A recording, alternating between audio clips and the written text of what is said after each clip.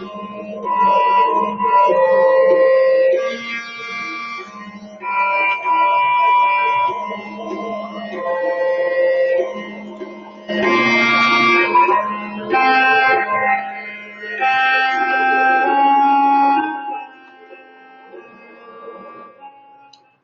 everybody.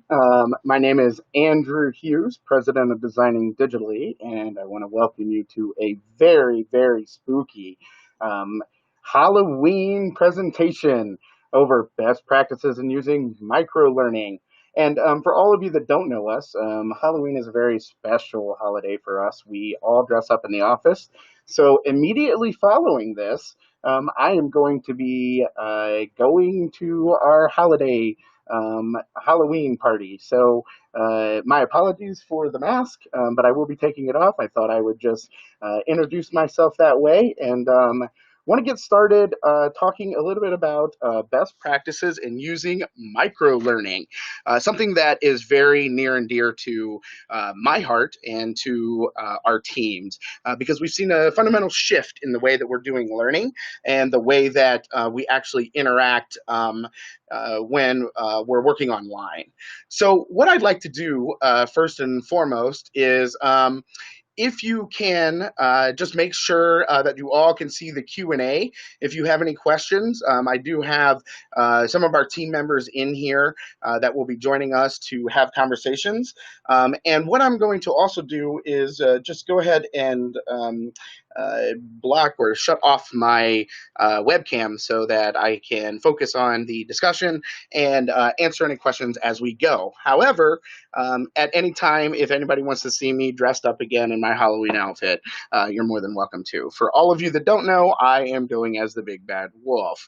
And what's really cool is we have my family has two kids, or my wife and I have two kids, and she's going as Little Red Riding Hood, and the two other ones are little baby wolves. So it's adorable. We're all running around tonight, except for my costume comes with a muumuu. So that's something I have to kind of get over to wear for the rest of the day. But for the reason why we're here on this Halloween day is to talk about best practices in using microlearning. And so for all of you that don't know who we are Designing Digitally. We are a custom content development company in between Cincinnati and Dayton, Ohio. In-house, we've won many, many awards for custom development of e-learning, serious games, simulations, mobile learning. And we do a lot of performance support, a lot of analytical data tracking in the developments that we do. And we have found many, many different trends and things that have worked, things that haven't, over the 15 years of our existence or inoculation as a corporation. So the first thing that I want to ask is we have a Q&A. In the Q&A, wanted to know, we're going to start this poll of how many of you are familiar with microlearning? How many of you have used it or have been a developer of it? How many are just getting into it? How many are just a little familiar? There's a lot of buzz around it, but what is it exactly? Just kind of getting a sense of where you guys are. And the reason why is I want to make sure that we touch on things that will just help you guys along the way. Because I know if you're very familiar with it, some of this you might already know, and I'll try to touch towards the end on some of the more detailed approach things that we've done. And then for the people that are a little familiar, we'll just go ahead and kind of go through what we have found to be best practices and so on and so forth, okay? So first and foremost, what is actual microlearning? Well, one of the things that I talk about a lot of times is we have found that we're now in the age of instant gratification. Since we're in that age of instant gratification, we now are in a situation where we are fighting for these individuals' attention just as much as any other medium that's being blasted at them. So what we've realized is if we can do them in short bursts of get them what they need to know when they need it, we're more likely going to be able to assist them throughout their life cycle of their work or employment with us, rather than giving them something that they do for hour long and then walk away and never use it again. So one of the things that we found that I think is quite interesting is we have found that providing very, very short bursts of information of what they need to know and having it indexed and uh, having that material provided when they need the access to it is actually more valuable than just the information alone. And what I mean by that is if you were to categorize and put everything into traditional e-learning approaches like we've done in the past, we would have our learning objectives up at the front, and we would be listing out 4 to 12, depending on how long you're doing, all of your learning objectives, where now what we're looking at is a massive amount of content development still, but broken down into these small index chunks that in essence could be tagged and utilized and put together in a la carte like fashion. Now, the one thing that I can tell you is in that approach, that doesn't necessarily mean, and this is something that I want to make sure that, especially for the people that are very familiar, you've understood this, doesn't necessarily mean that production may be faster, because we may be trying to solve a business problem in which we have to determine that first before we can just pop out some content. If understand that it may look at the ability for the learners to get less content, but at a specific time. But that doesn't necessarily mean it's reducing the workload for the individuals that are developing out this coursework. What they're doing is just breaking it down so that it's easier to digest and manage. So one of the things that we found is how to actually create this accessible information to train employees. One of the things that we have found from a lot of the research, and this came from actually Chris's team over at e-learning industry, that 50% of the college-going millennials are not in favor of the physical classroom learning. That means over the half of the demographic now that is going to be in our workplace is not enjoying the sit down, be quiet, look forward, and let us present for hours upon hours in front of them, especially when we're fighting for the attention of things like YouTube, which has, I think 48 hours of content built every hour. It's impossible for us to look at everything on YouTube. We could resurrect ourselves, I think, 3 times over and still not get through everything that's on YouTube. So one of the things that we found also that is very, very, very beneficial with microlearning is actually providing scenarios so that we do a lot of experiential scenario-based learning that is quick and easy for them to access, but gets them through experiential things that they may or may not see within inside of their job role that can advance them or move them forward within inside of their career. And so a couple of things that we've actually done and we've actually put together to provide some of this with inside of a curriculum are things such as quick tutorials for point of sale systems.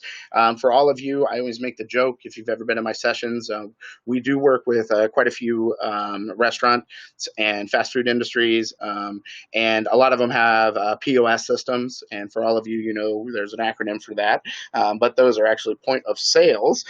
But if you know anything about them, they're very limited and they're very, very archaic hardware is usually used. You have to do something that is quick and easy, but it gives them the ability to learn that and get them up to speed without taking somebody else off of the restaurant floor or, taking your KM or something like that to train them on the POS system. Another way is we've been able to build a large resource of 2-minute, 3-minute videos. And these are procedural things that we've done for the workplace that allow us to do knowledge transfer. Because one of the things that always breaks my heart when somebody leaves designing digitally is there's always 3 things. Number 1, I don't get to interact with that person anymore. We chose that person because they are talented, but also because of their personality. But 2, the skill set that they've gained while here is now going to be something that somebody else gets to use or add to their arsenal. And then 3, the knowledge in which they know how to do particular things within inside of our organization that are key to what they may be doing that we don't know. And so building a small resource and microlearning experiences like that allow for them to access it. Again, it's about access of where to get it, not necessarily all of the data at once.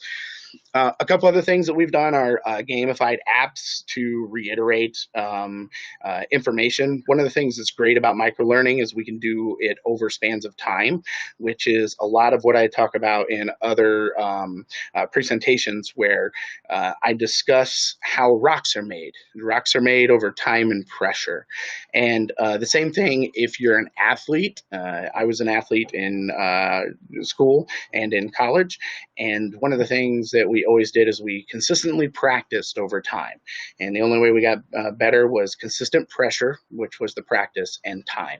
And so microlearning allows you to kind of break that apart and give them consistent messages and consistent training over a span of time rather than trying to front load everything. One of the other things that we've done, quick follow-ups with quizzes or complete rollout of new products and services after they may have had orientation training over this or product training over this, and provided some additional materials so that they could access it when they're on the floor and they're selling products.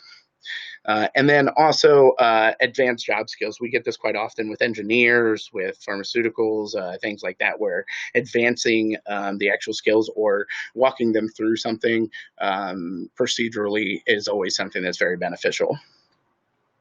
So why is this of benefit to all of us? Well, I kind of explained a little bit of that at the beginning with us being in the age of instant gratification. But it's also built around these learning cycles. One of the things that I find fascinating is we're in the middle right now because it's Q4 of 2019 currently, and we are now in the middle of building out training programs for the internal teams. And one of the things that we find is you want to look at learning cycles, where people are in particular skill sets, both hard and soft skills.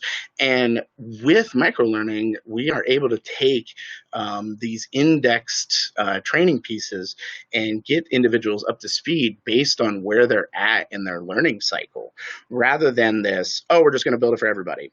Now, you still have those tracks of people come in, we have orientation, they're going to need this, they're going to need that, but looking at an actual learning cycle and looking at where an individual is in their actual experience with inside of the organization and what they know and what they don't for their job will, in essence, provide you a much better index of content material to be able to provide that tailored like experience. So one of the things that we found is we found that you can actually, with microlearning, increase knowledge transfer by 17% because you're providing more pressure over time, which will allow them to process that material and utilize it, much like the practicing that we were talking about. While this isn't a drastic number, it is something that we find has been extremely beneficial, especially with the new mindset of I don't need to know it all, I just need to know where it is for when to access it. Now, one of the things that I do also want to bring up is microlearning does work best with short and focused, one specific learning objective or task at a time. The reason why is you will find that if you end up trying to cover everything, and especially when you're working with SMEs, they want to make sure that we cover every detail in regards to whatever we're talking about. Let's say it's a shovel. They want you to understand what wood it's made out of, how the metal is different from something else that was designed, when really the individual may just need to know how to pick up the shovel and correctly dig. And so what you have to take into consideration is we just need to provide them exactly what they need to be able to do to gain the knowledge to move forward with that approach. So That, in my opinion, is why we need to look at more of the business need than looking at our learner at all times. Because I think each learner is going to come in at a different approach and in a different place. No matter if they did orientation at the same time and they took off and they had the exact same job role at a large organization, what you're going to find is they're going to come back. And when you start to really dig deep, they will have picked up different skill sets and experiences, even if they're in that same exact track, in which you then have this opportunity with microlearning to really provide them a more customized experience. So one of the questions that we have for the next poll for you guys, would you enjoy training more if it was delivered in short, no more than 5 to 10 minute durations? And for some of you, just be honest. Some of you, this might not work with. Understand that there's all different types of people. And there's all different approaches. Communication is always one that I find fascinating because we communicate together, but the communication is always interpreted differently from each person in the room. And so understand that different strokes for different folks, I think they say. So in my opinion, I think there's uses for all of this. And one of the things that I do tell people is even though the majority of you said, yes, I would enjoy more, I think there are specific things that I would like to make sure that we were to cover in all one length. And for many of you that are trainers, you could see why that could be important. Some job roles may not lend itself to this. Like a police officer, I want to make sure they do their hands-on training and know exactly how to clear a room effectively before they're put out into the job, and things like that. A firefighter, how to use the hose effectively and have that concentrated time of practice. But again, that would be days upon hours upon hours. And we don't get that luxury with many of our employees or coworkers and or trainees. So what assets are we using or could we use for the online training experiences that are quick and easy? One of the things that we found is let's say you had some classroom training at the current time and you've already put them out into the field. One of the things that we like to do is that performance support or at least some remedial follow-up to see exactly what has sticked, what has not.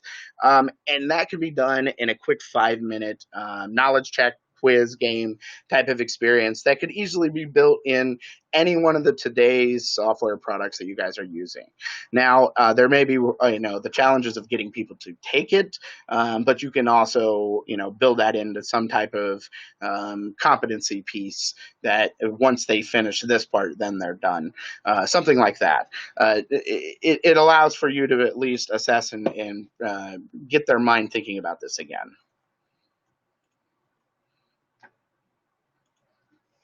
So one of the examples that I want to show here real quick, and I don't know if it has audio, nope. This is one of the microlearning experiences that we did for Wyndham Hotels.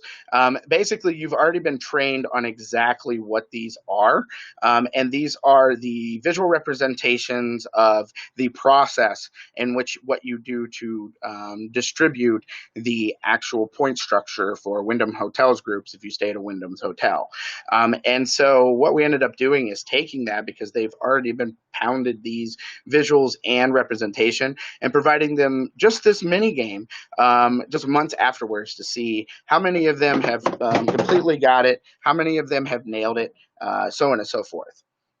And one of the things that we can find is many of the benefits of that is they can take it periodically. The one that I just showed you, we randomized it so that they could come back and continue to take it another month later, so on and so forth, if Wyndham wanted to deploy it. It also motivated them to go, oh man, I don't remember that. How can I get more resources? And I know I ended it, but if you were to see at the end, it actually provides you those additional resources based on what you did not get correct. Another great example, I am a huge fan of video, and that doesn't have to be formal video that you have done at a video production company. It can be, you with your cell phone and everything in between. But one of the things you find is that is why YouTube is considered one of the biggest knowledge repositories of humankind at this point. One of the things we found is demonstration. Show me and let me maybe walk through it with you is, in my opinion, one of the most hands-on and best ways for an individual to grasp something quickly and effectively. And so that is why I have a great example of this, and I hope he's okay with this, but one of our coworkers, Matthew here, he actually tore a carburetor apart his first time. And once he did that, they actually, it's the first time he's ever pulled this carburetor apart. He looked on YouTube, saw somebody do it, and walked through it, tore it apart after it wasn't running very well, put it back together, and literally sold his bike in like an hour afterwards. And that's with him not touching anything or knowing how to do it at all prior to just Googling it on YouTube. And that, to me, is the epitome of what video and show me can actually do. Now, another one that we are doing that we find is very, very popular is, let's say we do these micro-learning experiences. Understand that the micro-learning experiences are not the end-all solution for all of the training that you do. What we try to do is build a curriculum of content material that can be used across the board, because just like you're seeing in these polls, you guys are vastly different depending on each individual person in the room. So what we want to do is make sure that we provide enough content material when we're doing content production that allows them to have a broad range of material so that they can access what they want, when they want it, and how they want it, and not necessarily forced into just one medium.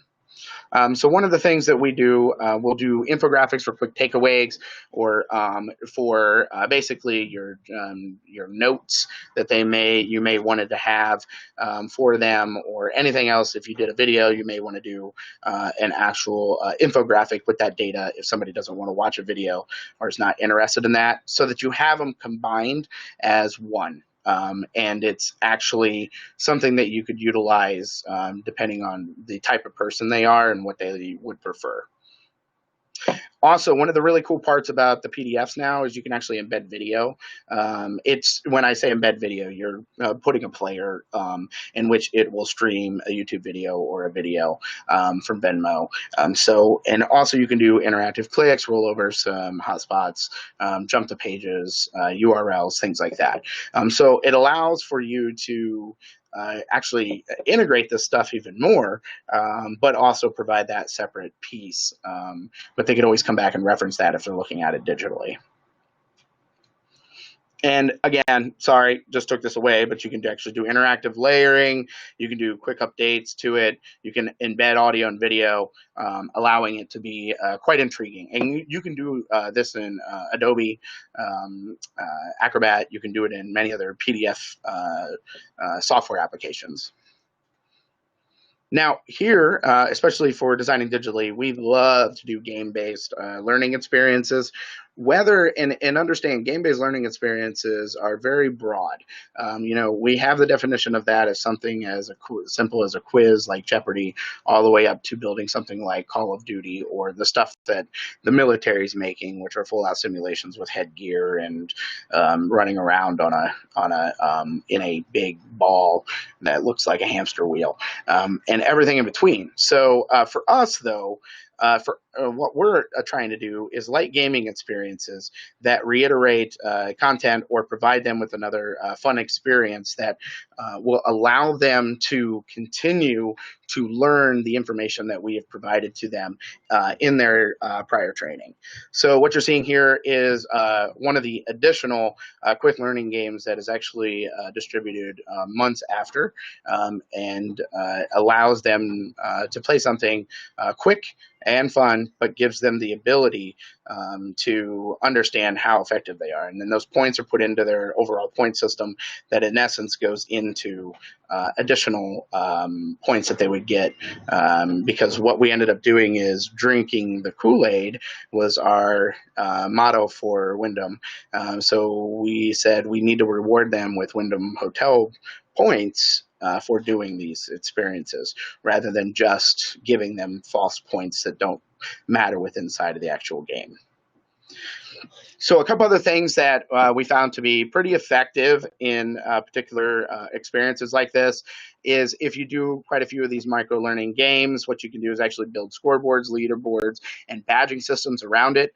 One of the things I do want to make very clear is if you do badges, make sure it's over the competency. So if you a la carte out a particular skill set, or you a la carte out a particular process, and they've fundamentally have completed the actual training that you've had, and then any of this post-performance training follow-ups, and their score is approved by you, then give them a badge for the competency. Another piece is the leaderboards. Always make them relative to the person that is looking at them.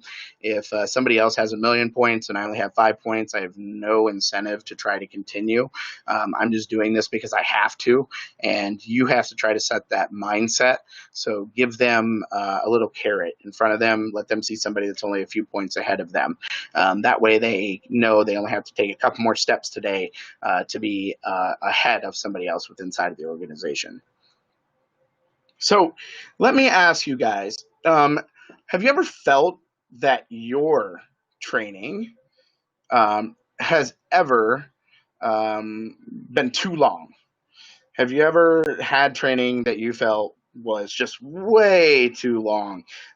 And again, the funny part about this is we're not gonna, don't anybody post in the Q&A what the training was about, but just think about it for a second.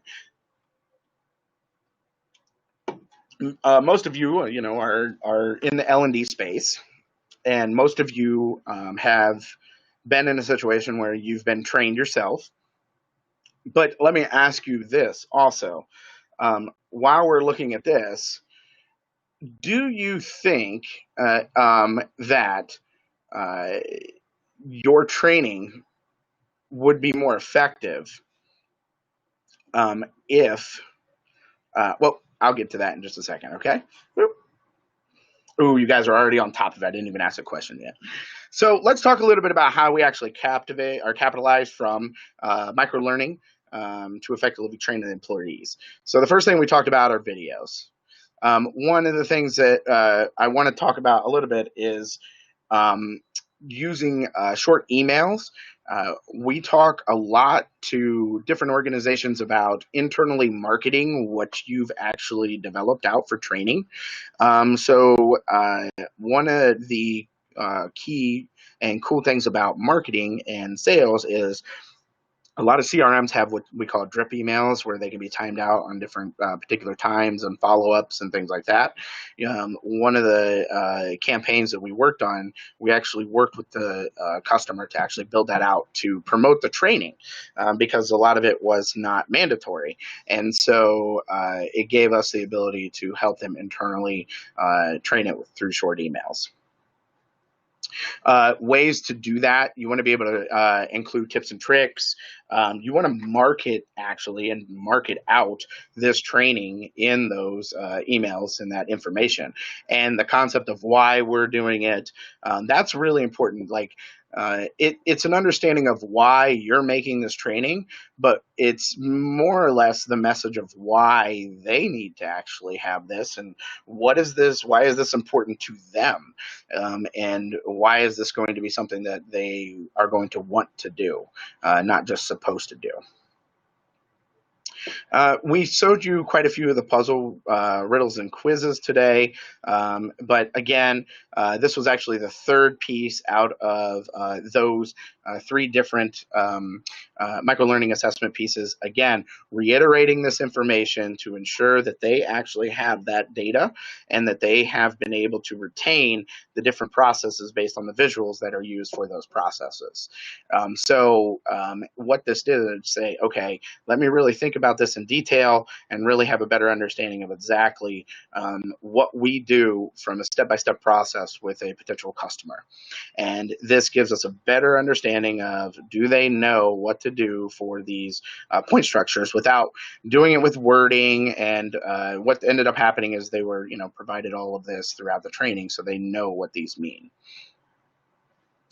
Another thing that I find fascinating is I went to undergrad for animation.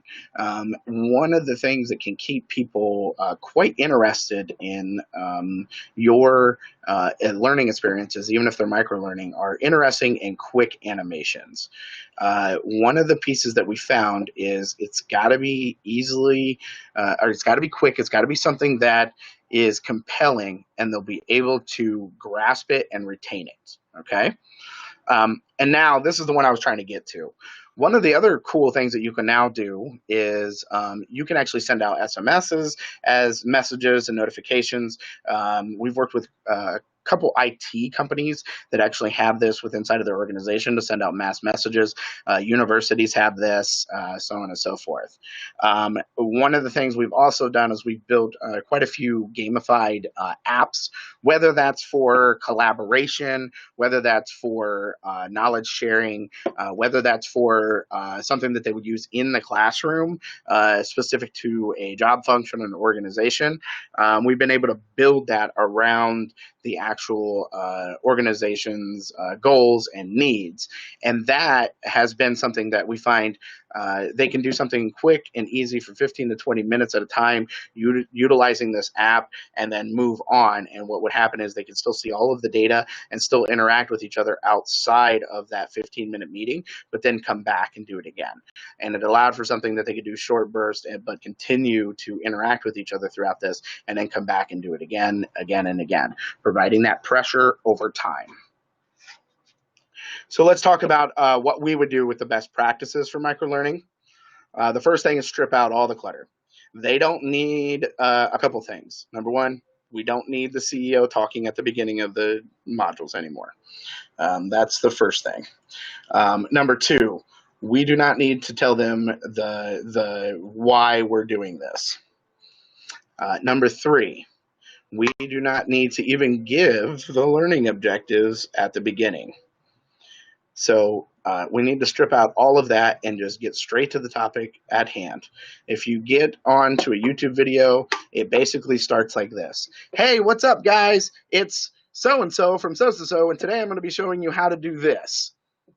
And that's basically the beginning of the pitch. 10 seconds or less on YouTube, and boom, they tell you exactly what we're doing, and we're done. Let's go. And so if you're going to do that, strip it out, make it quick. One idea per module.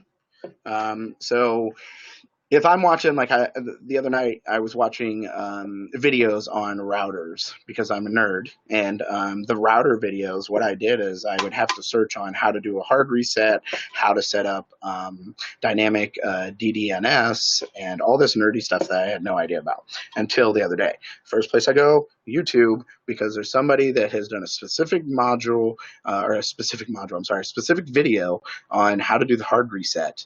I don't need the video on the overview. I don't need the video on, connecting it to something else. I don't need any of that. I need the specific indexed video that is 1.5 minutes long on how to do this, because when I need it is how I'm going to access it, not that I want to memorize it and remember how to do it later. So we talked about this already. Make sure that you're focusing on one skill or a piece of knowledge, or bridging the gap between larger ideas, but make sure you stick and focus on something short and sweet and to the point, as many of you already know. Now, the other side of this is use media, but wisely. We're in this hype cycle. what I mean by that is we're all excited about VR and 360. 360 works very well. You can now use it on the phones, but the VR, you're limited based on what systems you use. So, for instance, if you're not going to do it as a phone app, that you're going to have them use a Google Cardboard, then you're now talking about getting them hardware. So we need to make sure that you pick elements and you pick tools for even just as microlearning that is appropriate to the audience. Right now, even looking at it, many of the studies show that over 75% of all people taking training are taking them either on their computers or on a tablet during work hours. So in that case, you're looking at that demographic utilizing those pieces that they have there, and they may not have access to that other stuff. Another thing, keep assessments short. We always say 10 questions max, because there's no reason you should if you're only doing a short little burst. We like to keep it at about 5 to 6 questions, depending upon what that topic is and how detailed of knowledge retention that we need and what we're trying to track. And then that flexible learning technique comes out to what we were talking about before. You can use the microlearning approaches to any one of the approaches to the Bloom's taxonomy. That doesn't necessarily matter. Just make sure that you're building a curriculum that is not just relying on microlearning as the answer for everything. Like we talked about before, now what we're going to be doing is we're going to be shifting from being these instructional designers just building content to also being these content indexers. Much like we are going to be in charge of this very digital Dewey Decimal System. And for each organization, everyone's going to have that, and it's going to be our responsibility, in all honesty, to take care of that situation. So you guys are going to, in the near future, end up these content curators, but also these content indexers. You're going to be challenged with that of how am I going to tag this? How am I going to index this? What's going to happen when we have hundreds of thousands of these things now instead of just hundreds or just thousands? And so you want to make sure that you really start to think about when you're making these micro modules, how you're going to index it in a way that is not going to become challenging 2, 3, 4, or 5 years down the line. It's much like when you save files, like we have a file structure here that is required to be used. It's much like that. You're going to have to end up in a file structure for microlearning that is going to be pretty overwhelming at the beginning. So thinking about how to index that, how to be able to handle that as you go forward, because it's no longer one hour module experience. It's maybe 10, 12, 14, 20, depending on what you're doing. And then obviously, many of you are trainers. This is a no-brainer. Focus on the learners, but as I was talking about, find out exactly where they are. You may find that you had one orientation group that came in and they had somebody that actually trained them very, very well, and they're far exceeding this last group that has come in. So focus on where they're at, what they have, what they need to get themselves where do they need to be. A lot of times training is reactionary, where somebody comes flying into our department wanting to do something because they have this problem. And so a lot of times we are reactionary. So if we can build this type of indexing and these microlearning experiences, we can actually allow people to have a more variety and tailor the learning around that instead of just trying to solve the bandage problem at the current moment. So this has become very, very, very important. One of the things that I do see is a lot of people go, well, Andrew, a lot of people are not taking the training outside of work. Andrew, you're ludicrous if you think people are going to be taking this while they're checking out at the grocery store. And I say, you're probably right. But you know what they will do? They'll be walking down the hall at work on their iPad, going in between a meeting, needing to access some data.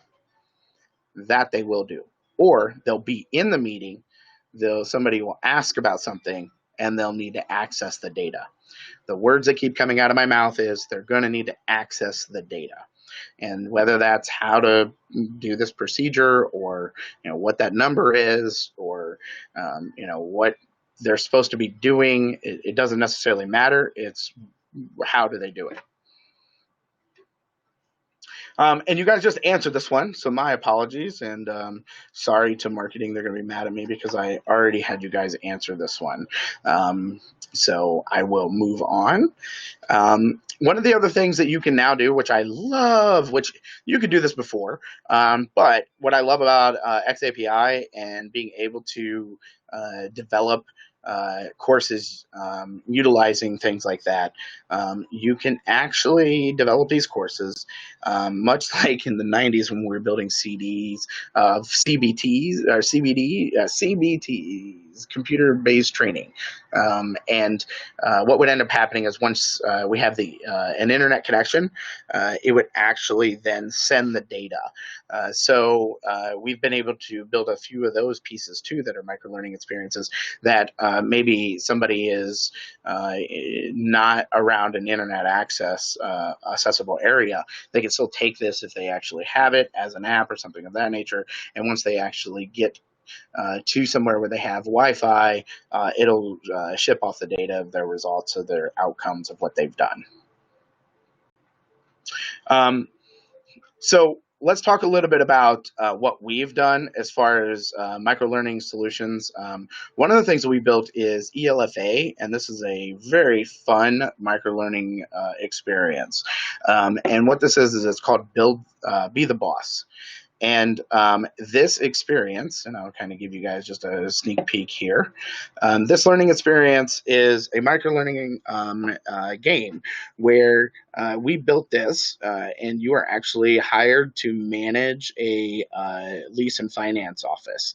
And your job is to look at your clients, your lease agreements, your sellers, or your sales staff, and you determine on if things are ethical or not ethical. And this only lasts about 10 minutes, and everything's randomized, and they can come in and continue to take this over and over and over and be put into different experiences. So why is this considered a microlearning experience? It's less than 10 minutes of an assessment-like experience where they can quickly make determinations and see how effective they are at actually being able to complete an effective company that is doing leases and make sure that they get their actual association voucher. So this was actually used for accreditation, for you to be able to get your accreditation for leasing and finance, which is amazing because this this microlearning game allowed them to have something that they could say, hey, look, these individuals are not doing that great at this. They can come back and take it again. And what would happen, it would unlock for them, and they could come back and take it whenever they would like, or it was re-released to them as an assessment piece where each and every time they take it, it's unique to them. And it's been excellent. We've had some excellent outcomes for this. Okay, so for instance, the first day alone that it was launched, we had over 100 downloads in the first day. And then within the first 2 months, they had 80% of their ROI already on the investment on developing out not just this serious game, but the entire curriculum and the course material and everything for this entire curriculum and course. But we do have the serious game because it's the coolest part to show. But they were able to get their ROI in the first 2 months, which is actually something that we found to be even a shocker for us. It was received very, very well because, again, they can reuse this over and over. It only lasts 10 minutes, and they can continue to train and accredit people on that learning game. And at the same time, we on the back end are tracking what's happening and seeing what's actually taking place to see if we're seeing people cheat or trends or things that we need to reiterate and revise. And so, we're coming close to the end, and I want to be able to open it up. But before we do, what I'd like to do is actually have you guys rate this webinar on, what you thought, how effective this was. If I provided you anything that you guys said, hey, that's kind of interesting. But if you, said this stinks, I understand. That's perfectly fine. And if you could, go ahead and rate this for us. I also have some resources I'm about to provide to you guys so that we can nerd it up and make sure that we can continue to stay in contact. So the first thing, after this, here's the cool part. Since you attended this, you're actually going to be provided a microlearning survey from us, just to get some feedback on, what has worked for you, what hasn't. And the reason why is, you may or may not know, we do a lot of research. We put out a lot of research material. We want to make sure it's accurate. We want to make sure it's from the experts. We want to make sure it's from people that are doing it and want to know and are experiencing it. You'll also get a free microlearning white paper from our team, which provides this detail and much more. And then you also are able to schedule a meeting with one of our learning solution specialists. And if you do so, I do believe marketing has a secret award for you. And we can then, obviously, if you guys are interested, partner to create some of this awesome training and microlearning that we've done before. Now, for all of you, if you do have questions for me, you can actually give me a call or give anybody at our office a call at 513-698-8142. And before we get into the Q&A, I do also want to give you guys this. And again, if you have your phone, you can actually pull out your phone right now, and this QR code should take you to LinkedIn, in which then we can actually get connected. And so we can do that too. So I'll leave this open for a minute, and if you guys haven't done this, just take your phone out and like you're going to take a picture. And what will happen is it'll ask to open a URL, and it should pop you right into there. Now, a couple other items I wanted to know. Are there any additional questions that you guys have? I see there are a few other pieces of questions coming in. And then I also want to point out, if you guys take a look at our blog, we actually have a search in our blog now, and you can see all of the articles in which we have written about microlearning and things that pertain to microlearning or to serious games, so on and so forth. And you can find that on our blog under resources. You can also find white papers and infographics. And then also, one of the things that I do encourage people to do is we do have our DD Inc. Digest. And that actually you will find in the email from our team. And you'll be able to actually get additional content from us that it may not be public for quite some time. And that may be additional research that has been done, additional information that we have found, so on and so forth. So with that said, I just want to say, thank you to everyone for attending today. And until we talk again, stay creative and have a happy, happy Halloween.